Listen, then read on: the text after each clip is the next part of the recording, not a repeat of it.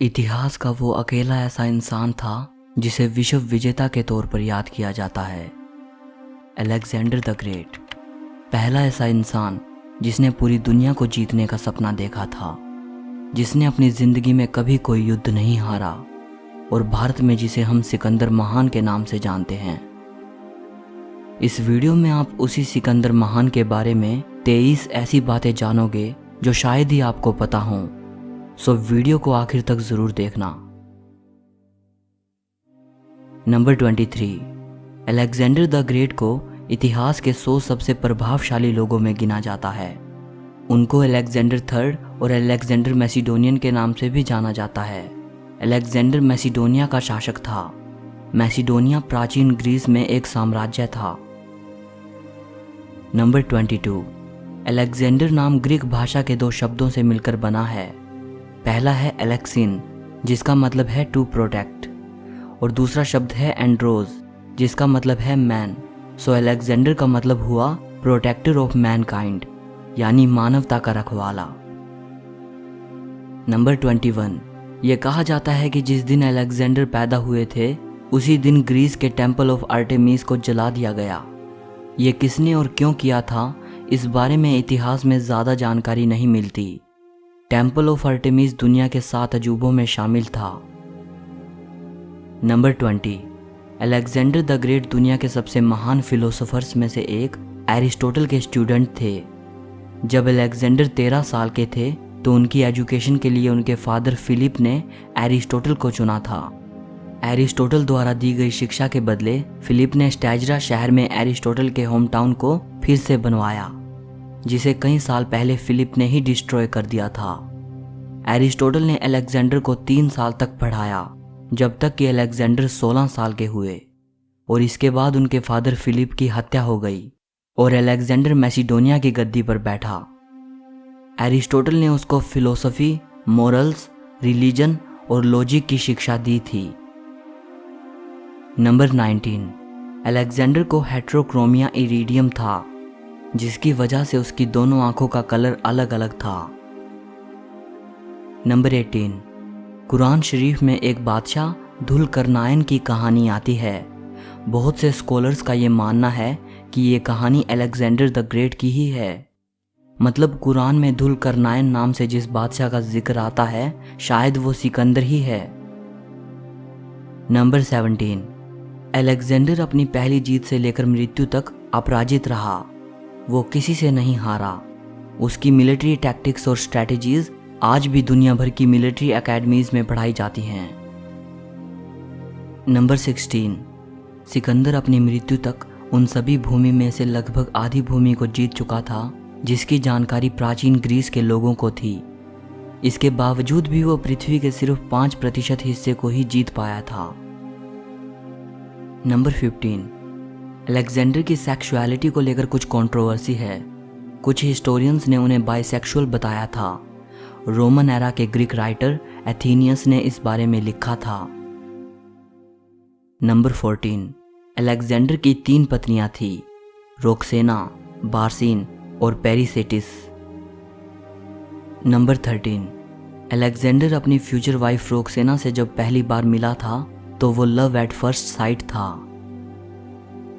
Number 12, ये कहा जाता है कि अलेक्जेंडर के 2 बेटे थे, हिरैक्लिस और अलेक्जेंडर फोर्थ।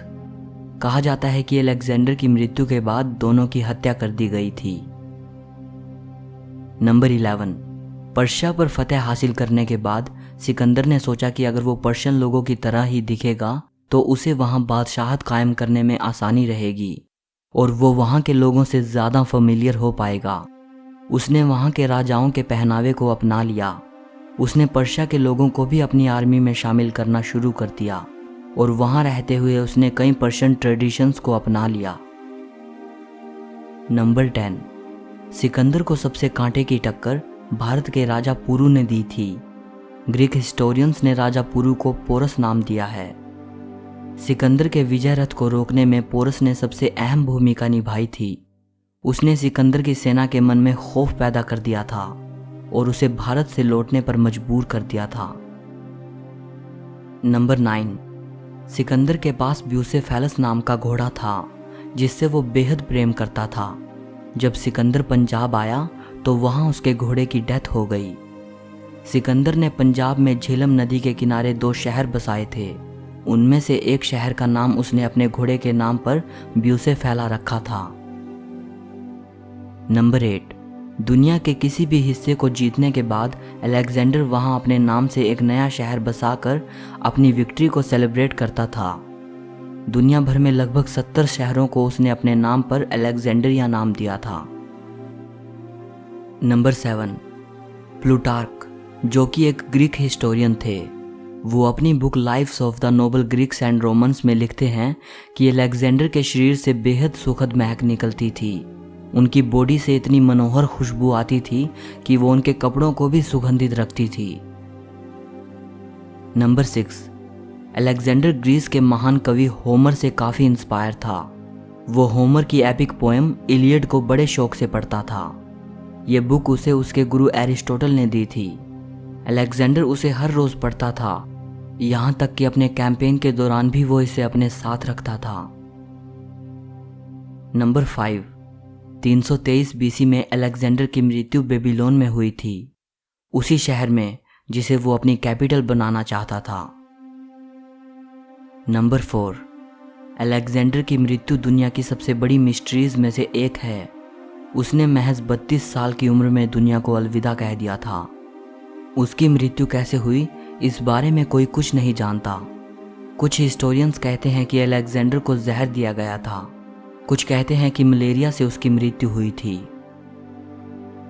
नंबर 3, अलेक्जेंडर की मृत्यु बेबीलोन में हुई थी, लेकिन उनको कहाँ दफनाया जाए इसको लेकर काफ़ी विवाद हुआ और आखिर में उनको इजिप्ट के शहर अलेक्जेंड्रिया में दफनाया गया। ये शहर अलेक्जेंडर ने ही बसाया था और अपने नाम पर ही उन्होंने इस शहर को नाम दिया था। अलेक्जेंडर की बॉडी को एक पत्थर के ताबूत में रखा गया। उस ताबूत को शहद से भरा गया था, उनकी बॉडी को डिकेइंग से बचाने के लिए। इसके बाद उसे इजिप्ट लाया गया था। नंबर 2, इजिप्ट के अलेक्जेंड्रिया शहर में सिकंदर की कब्र थी। उनके मरने के 600 साल तक उनकी कब्र सारी दुनिया के लोगों के लिए तीर्थ स्थान रही। दुनिया के दूर दूर के कोनों से लोग उनके मकबरे को देखने आते थे। 4th सेंचुरी की शुरुआत में सिकंदर की कब्र कहीं गायब हो गई।